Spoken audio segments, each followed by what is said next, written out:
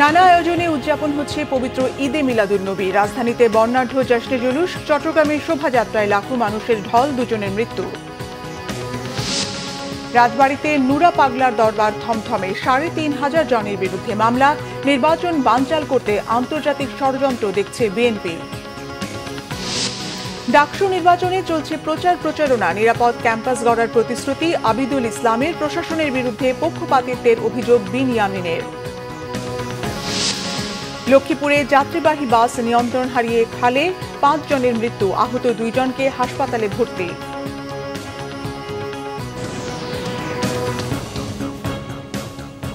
দেখছিলেন ট্রাউন সিমেন্ট সংবাদ শিরোনাম, এবারে বিস্তারিত। এদিকে চট্টগ্রামে ঈদে মিলাদুন্নবীর জশ্নে জুলুসের শোভাযাত্রায় ব্রিজ ভেঙে একজন এবং প্রচণ্ড গরমে অসুস্থ হয়ে আরও একজনের মৃত্যু হয়েছে। স্থানীয়রা জানান, দুপুরে মহানগরীর মুরাদপুরে জশ্নে জুলুসের শোভাযাত্রা চলাকালে প্রচণ্ড ভিড় ও গরমের মধ্যে এক ব্যক্তি অসুস্থ হন। পরে তাকে চট্টগ্রাম মেডিকেল কলেজ হাসপাতালে নেওয়া হলে চিকিৎসক মৃত ঘোষণা করেন। এদিকে একই সময় নগরীর মুরাদপুর এলাকায় নালার উপরে থাকা একটি লোহার ব্রিজ ভেঙে আরও একজনের মৃত্যু হয়। আহত হন বেশ কয়েকজন। প্রতি বছরের মতো সকাল থেকে শুরু হয় ৫৪তম জশ্নে জুলুস। ঐতিহ্যবাহী জুলুসকে ঘিরে জনসমুদ্রে পরিণত হয় নগরীর ১৬ শহর, বিবিরহাট, মুরাদপুর, বহদ্দারহাট, ২ নম্বর গেট, জিএসি এবং ওয়াসা মোড় এলাকা। রাজবাড়ীর গোয়ালন্দে নুরা পাগলার দরবারে আগুন ও পুলিশের উপর হামলার ঘটনায় ৩৫০০ জনকে অজ্ঞাত আসামি করে মামলা করেছে পুলিশ। শুক্রবার রাতে গোয়ালন্দ ঘাট থানার উপপরিদর্শক SI সেলিম মোল্লা বাদী হয়ে মামলাটি করেন। প্রত্যক্ষদর্শীরা জানান, গত ২৩ আগস্ট ৫ নম্বর ওয়ার্ডে নুরা পাগলার মৃত্যুর পর ১২ ফুট উঁচুতে কবর দেওয়া হয়। কবরটি নিয়ে গত কয়েকদিন ধরে জেলা জুড়ে চলছিল উত্তেজনা। এরই ধারাবাহিকতায় শুক্রবার জুমার নামাজ পর বিক্ষোভ সমাবেশ করে তৌহিদি জনতা। এক পর্যায়ে নুরা পাগলার দরবার শরীফে হামলা চালায় তারা। পাল্টা আক্রমণ করে নুরা পাগলার ভক্তরাও। এতে নিহত হন একজন, আহত হন ২ পক্ষের শতাধিক মানুষ। পরে দরবার শরীফে ঢুকে আগুন লাগিয়ে দেয় তৌহিদি জনতা। পুলিশ পরিস্থিতি নিয়ন্ত্রণের চেষ্টা করলে হামলা চালানো হয় পুলিশের ওপর, ভাঙচুর করা হয় গাড়ি। ৮০ দশকে নুরা পাগলা নিজ বাড়িতে গড়ে তোলেন দরবার শরীফ। নিজেকে ইমাম মাহাদি দাবি করতেন বলেও অভিযোগ রয়েছে।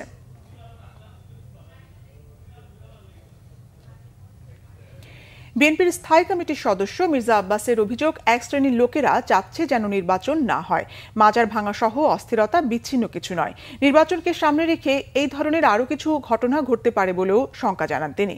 এদিকে রুহুল কবির রিজভীর অভিযোগ, লাশ পুড়িয়ে দেওয়ার মতো জঘন্য ঘটনা আন্তর্জাতিক ষড়যন্ত্রেরই অংশ হতে পারে। রিপোর্ট সিকান্দার ইমানের।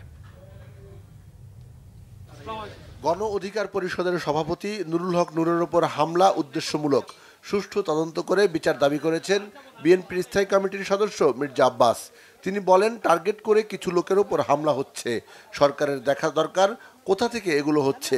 দেশ স্বাভাবিক প্রক্রিয়ার মধ্য দিয়ে যাচ্ছে না বলেও মন্তব্য করেন মির্জা আব্বাস। বিভিন্ন ভাঙচুর হয়েছে, মাজার ভাঙা, মাজার, তারপর খানকা, এগুলো সব ভাঙাচুরি করা হয়েছে।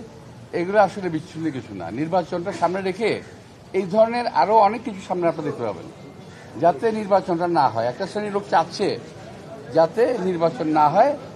এবং আপনার খেয়াল রাখবেন, সাংবাদিক থেকে আমি দেখবো, আমি সোশ্যাল মিডিয়ায় কালকে বিশ্বের একজন পরাক্রমশালী নেতার মুখের বক্তব্য শুনেছি। তাতে আমার মনে হচ্ছে না এই দেশে একটা স্বাভাবিক প্রক্রিয়া আমরা যাচ্ছি, একটা অস্বাভাবিক প্রক্রিয়ায় দেশটা এগিয়ে যাচ্ছে। এদিকে ঈদে মিলাদুন্নবী উপলক্ষে নয়াপল্টন বিএনপির কেন্দ্রীয় কার্যালয়ে দোয়া মাহফিলের আয়োজন করা হয়। এখনও দেশ বিরোধী চক্রান্ত অব্যাহত আছে, নির্বাচন নিয়ে ষড়যন্ত্র চলছে, এমন অভিযোগ করেছেন বিএনপির সিনিয়র যুগ্ম মহাসচিব রুহুল কবির রিজভী। এই দেশের পূজা মণ্ডপ পাহারা দেয় আলেম ওলামারা, সেই দেশে মাজার ভাঙা, মাজারে সেখানে লাশ পুড়িয়ে দেওয়ার মতো ঘটনা যেটা গোয়ালন্দে ঘটেছে, এটার আমি বাংলাদেশ জাতীয়তাবাদী দলের পক্ষ থেকে তীব্র নিন্দা জানাচ্ছি এবং প্রতিবাদ জানাচ্ছি। অবশ্যই এর পিছনে আন্তর্জাতিক কোনো ষড়যন্ত্র আছে। বিএনপির আমলে যেমন চক্রান্ত করেছিলেন হাসিনা অনেককে নিয়ে বাংলাদেশের ভাবমূর্তিকে কলঙ্কিত করার জন্য, এখন আবার সেই প্রচেষ্টা চলছে কিনা, এটাই অন্তর্বর্তীকালীন সরকারকে সেটাকে প্রমাণ করতে হবে, দেখাতে হবে। কারা এটার সাথে যুক্ত। বিগত দিনে আওয়ামী ফ্যাসিবাদী শক্তি লুটপাট করে দেশকে পিছিয়ে দিয়েছে বলেও মন্তব্য করেন বিএনপি নেতারা। কোন দেশে পালিয়ে গেলেন? সিকান্দার রেমান, বাংলা ভিশন, ঢাকা। বিএনপি মহাসচিব মির্জা ফখরুল ইসলাম আলমগীরের সঙ্গে সাক্ষাৎ করেছেন পাকিস্তানের নতুন হাইকমিশনার ইমরান হায়দার। শনিবার সকাল 10:30টায় গুলশানে চেয়ারপারসনের কার্যালয়ে যান পাকিস্তানের হাইকমিশনার। সাক্ষাতের সময় বিএনপির স্থায়ী কমিটির সদস্য আব্দুল মঈন খান, আমির খুসরু মাহমুদ চৌধুরী, সাংগঠনিক সম্পাদক শামা ওবায়েদ উপস্থিত ছিলেন। আনুষ্ঠানিকভাবে কোনো পক্ষই কিছু বলেননি। তারা জানান এটি সৌজন্য সাক্ষাৎ ছিল। দুই দেশের স্বার্থ সংশ্লিষ্ট বিষয়াদি নিয়ে মতবিনিময় হয়েছে। গত 17 আগস্ট রাষ্ট্রপতি মোহাম্মদ শাহাবুদ্দিনের কাছে নতুন হাইকমিশনার তার পরিচয়পত্র পেশ করেন। নতুন হাইকমিশনারের দায়িত্বে আসা পাকিস্তান পররাষ্ট্র সার্ভিসের কর্মকর্তা ইমরান হায়দার সবশেষ মিয়ানমারের রাষ্ট্রদূত ছিলেন। এর আগে তাজিকিস্তানে রাষ্ট্রদূতের দায়িত্ব পালন করেন তিনি। সকলের অধিকার নিয়ে যারা কাজ করবে তাদেরকেই নির্বাচনে বিজয়ী করা উচিত বলে মনে করেন ছাত্রদলের মনোনীত ভিপি প্রার্থী আবিদুল ইসলাম। ঢাকা বিশ্ববিদ্যালয়ের মহসিন হলে প্রচারণার সময় এসব কথা বলেন তিনি। ডাকসু নির্বাচনে জয়ী হলে নারী শিক্ষার্থীদের জন্য নিরাপদ ক্যাম্পাস গড়ে তোলার জন্য কাজ করবেন বলে জানান। বলেন নিরাপত্তার প্রয়োজন অনুযায়ী ক্যাম্পাসকে রেড, ইয়েলো এবং গ্রিন জোন হিসেবে ভাগ করে দেওয়া হবে। বহিরাগতদের প্রবেশ নিয়ন্ত্রণ করা হবে। ঢাকা বিশ্ববিদ্যালয় কোনো শিক্ষার্থীকে নারী বা পুরুষ হিসেবে গণনা করা হবে না বলেও জানান ছাত্রদলের এই প্রার্থী।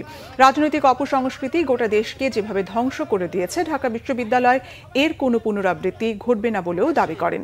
এছাড়া ছাত্র অধিকার পরিষদ মনোনীত ভিপি প্রার্থী বিন ইয়ামিন মোল্লা অভিযোগ করেন কোনো প্রার্থী শিক্ষার্থীদের খাবার ও উপঢৌকন দিলেও ব্যবস্থা নিচ্ছে না প্রশাসন। প্রকাশ্যেই এখানে উপঢৌকন দেওয়া হচ্ছে, বকশিশ দেওয়া হচ্ছে, খাবার খাওয়ানো হচ্ছে, যেগুলো একদমই নির্বাচনী আচরণবিধি লঙ্ঘন। সেই জায়গাটা বলতে চাই যে এবং বিশ্ববিদ্যালয় প্রশাসনের জায়গা থেকে কাউকে ন্যূনতম তিরস্কার পর্যন্ত করা হয় নাই। ডাকসুর আন্ডারে এমন একটা সুরক্ষা সেল করা হবে যেটা 30 দিনের মধ্যে এই ধরনের কেসগুলোকে নিষ্পত্তি করার জন্য জোরদার করবে এবং সেটা করে ছাড়বে আর কি। তো সুতরাং নারীদের বিষয়টাতে আমরা যথেষ্ট কনসার্ন আছে। আমরা নিরাপদ ক্যাম্পাস বিনির্মাণ করতে চাই। নিরাপদ ক্যাম্পাস বিনির্মাণ তখনই হবে যখন এই পুরো ক্যাম্পাসের প্রতি 4 ইঞ্চি মাটি আমার নারী শিক্ষার্থীর জন্য নিরাপদ হবে। দর্শক, ঢাকা বিশ্ববিদ্যালয়ে আছেন সহকর্মী নাবিল জাহাঙ্গীর, সরাসরি তার সঙ্গে কথা বলছি। নাবিল, ডাকসু নির্বাচনের প্রচারণা কেমন চলছে? সার্বিকভাবে নির্বাচনী পরিবেশ কেমন দেখছেন? জানেন যে ডাকসু নির্বাচনের যে প্রচার সেটি কিন্তু এখন প্রায় শেষ পর্যায়ে রয়েছে, কারণ আগামীকালই শেষ প্রচারের দিন এবং এই কারণে কিন্তু আজকে যারা প্রার্থী রয়েছেন তারা কিন্তু হলে হলে গিয়ে প্রচার চালাচ্ছেন এবং এই শেষ সময় তারা চেষ্টা করছেন যে যত বেশি শিক্ষার্থীদের কাছে তাদের যে বার্তা সেটি পৌঁছে দেওয়ার। তাই আমরা দেখেছি যে সকাল থেকে আসলে ছাত্রদল মনোনীত যিনি প্রার্থী রয়েছেন আবিদ, তিনি বিভিন্ন হলে গিয়েছেন। আমরা তাকে দেখেছি মহসিন হলে প্রচার চালাতে। এছাড়া ছাত্র শিবির মনোনীত যারা প্রার্থী রয়েছেন সাদিক কায়েম, তারা কিন্তু এই মুহূর্তে বিজয় 71 হলে প্রচার চালাচ্ছেন এবং স্বতন্ত্র প্রার্থী উমামা ফাতেমা তিনিও কিন্তু মেয়েদের হলে হলে প্রচার চালাচ্ছেন। আমরা প্রার্থীদের সাথে কথাও বলেছি, তারা যেটি বলছেন যে এখন পর্যন্ত আসলে যে নির্বাচনী পরিবেশ সেটি নিয়ে তারা কিছুটা সন্তুষ্ট, তবে ভোটের দিন আসলে লম্বা লাইন হতে পারে এবং ভোট কেন্দ্রের সংখ্যা তারা বলছেন যে আসলে পর্যাপ্ত নয়, সবাই ভোট দিতে পারবেন কিনা এটি নিয়ে কিন্তু প্রার্থীরা আশঙ্কা প্রকাশ করছেন। বিশেষ করে যারা নারী ভোটার রয়েছেন তারা আসলে লাইনে দাঁড়িয়ে ভোট দিতে পারবেন কিনা, ভোট দিতে যাবেন কিনা সেটি নিয়েও কিছুটা আশঙ্কা রয়েছে।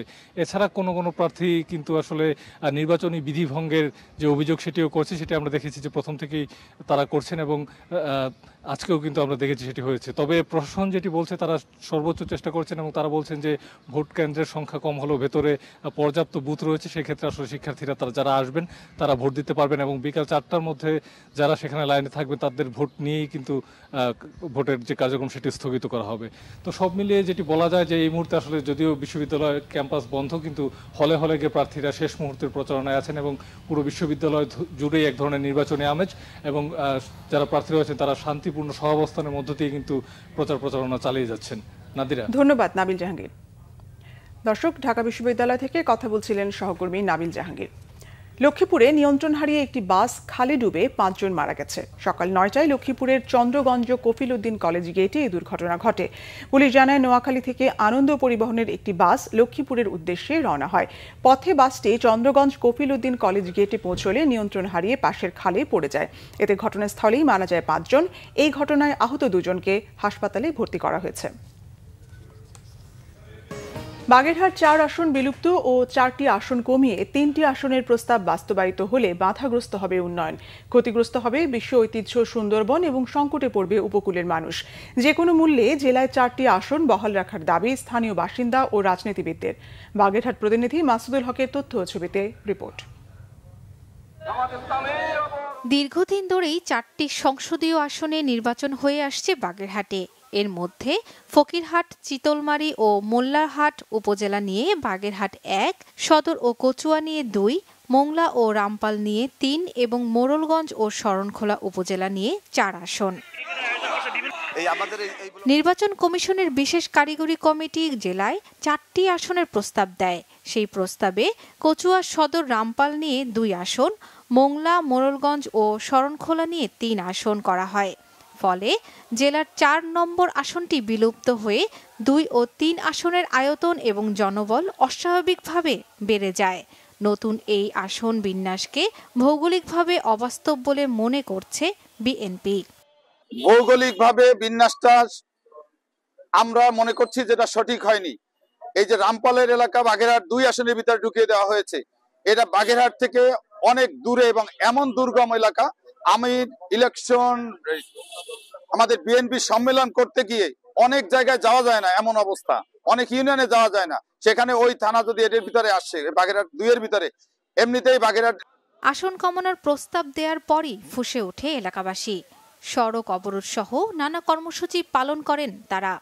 পিছনে থেকে কেউ কল কাঠি নাড়তে পারে, আমরা মনে করছি এটা ষড়যন্ত্রের অংশ। মনে করেন আমাকে সাইড দিয়েছিল, এখন 3টা করতেছে, এটা তো অন্যায়, এটা আমরা মানবো না। বাগেরহাটে যদি নির্বাচনী আসন কমিয়ে দেওয়া হয়, সেক্ষেত্রে বাগেরহাটে যে 4টি আসনের যে বাজেট থাকতো, সেই বাজেটটা কিন্তু কমে যাবে। বাগেরহাটকে অর্থনৈতিকভাবে পঙ্গু করে দেওয়ার একটা ষড়যন্ত্র আমরা দেখতে পাচ্ছি। আসন কমানোর সিদ্ধান্তের বিরুদ্ধে কঠোর হুঁশিয়ারি বিএনপির এই কেন্দ্রীয় নেতার। কঠোর আন্দোলনের হুঁশিয়ারি দেন জামাতও। তাদের এই সিদ্ধান্ত আত্মঘাতী, আগুন নিয়ে খেলার সময়। এটা যদি তারা বহাল রাখে, এই বাগেরহাটবাসী মোংলা পোর্ট বন্ধ করে দিয়ে বৃহত্তর কর্মসূচি দিয়ে এই বাংলাদেশকে অচল করে দেবে। এই দাবি যদি না মানা হয়, তাহলে বাগেরহাটবাসী তাদের যে ক্ষুব্ধ প্রতিক্রিয়া ব্যক্ত করবে, তা আমাদের দেশের জন্য কোনো অবস্থায় তা আমাদের জন্য কাম্য হবে না। বাগেরহাটবাসীর এই ক্ষোভ, এটা নির্বাচন কমিশন বুঝবে এবং 4টি আসনকেই বহাল রাখবে, আমরা এটা আশা করি। জেলার ঐতিহ্য ও অর্থনীতি টিকিয়ে রাখতে আসন কমানোর সুযোগ নেই বললেন সুশীল সমাজ। বিশ্ব ঐতিহ্য সুন্দরবন আছে, যেটি পরিবেশের হুমকির মুখে আছে, এবং বাগেরহাট জেলাও পরিবেশের উপকূলীয় জেলা হওয়ার কারণে পরিবেশের নানা রকম চ্যালেঞ্জের মধ্যে আছে। তেমন অবস্থায় এখানে সংসদীয় আসন কমালে আসলে জনগণের সেবা নিশ্চিত হবে না, বরং সেবা আরও কমে যাবে। 9টি উপজেলা ও 3টি পৌরসভা নিয়ে গঠিত 5882.18 বর্গ কিলোমিটার আয়তনের এ জেলায় ভোটার সংখ্যা 13 লাখ। শর্মিলা কেয়া, বাংলাভিশন নিউজ ডেস্ক। এক্সচেঞ্জ রেটের জাঁতাকলে প্রবাসীরা বছরে 16,000 কোটি টাকার রেমিটেন্স হারাচ্ছে বাংলাদেশ, এমন মন্তব্য করেছেন এই খাতের সঙ্গে সংশ্লিষ্টরা। রাজধানীর একটি হোটেলে মিট দ্য প্রেসে জানানো হয়, 2024 সালে বাংলাদেশে প্রবাসীরা রেমিটেন্স পাঠিয়েছেন $26.9 বিলিয়ন, যার মধ্যে $1.48 বিলিয়ন অর্থাৎ প্রায় 16,200 কোটি টাকা অতিরিক্ত খরচে হারিয়ে গেছে। এই অঙ্ক বাংলাদেশের বার্ষিক বাজেটের প্রায় 2.025% এবং জিডিপির প্রায় 0.33% সমান। তাই রেমিটেন্স পাঠানোর প্রক্রিয়ায় যেন বাড়তি খরচ, লুকানো চার্জ বা বিলম্ব না হয়, সেই লক্ষ্যে কাজ করার আহ্বান জানানো হয়। অনুষ্ঠানে বক্তব্য রাখেন নালা বাংলাদেশ এর head of growth Mahmudul Hasan. অনুষ্ঠানটি সঞ্চালনা করেন তমা রশিদ। সংবাদ শেষ করব ক্রাউন সিমেন্ট শিরোনামগুলো আরেকবার জানিয়ে। নানা আয়োজনে উদযাপন হচ্ছে পবিত্র ঈদে মিলাদুন্নবী। রাজধানীতে বর্ণাঢ্য জশ্নে জুলুস, চট্টগ্রামে শোভাযাত্রায় লাখো মানুষের ঢল, 2 জনের মৃত্যু। রাজবাড়ীতে নুরা পাগলার দরবার থমথমে, 3,500 জনের বিরুদ্ধে মামলা, নির্বাচন বানচাল করতে আন্তর্জাতিক ষড়যন্ত্র দেখছে বিএনপি। ডাকসু নির্বাচনে চলছে প্রচারণা, নিরাপদ ক্যাম্পাস গড়ার প্রতিশ্রুতি আবিদুল ইসলামের। প্রশাসনের বিরুদ্ধে পক্ষপাতিত্বের অভিযোগ বিন ইয়ামিনের। লক্ষ্মীপুরে যাত্রীবাহী বাস নিয়ন্ত্রণ হারিয়ে খালে 5 জনের মৃত্যু, আহত 2 জনকে হাসপাতালে ভর্তি।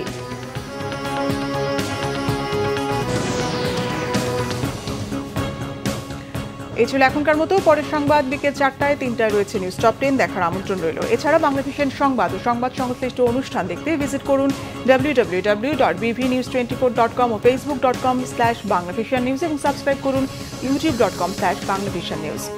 ধন্যবাদ।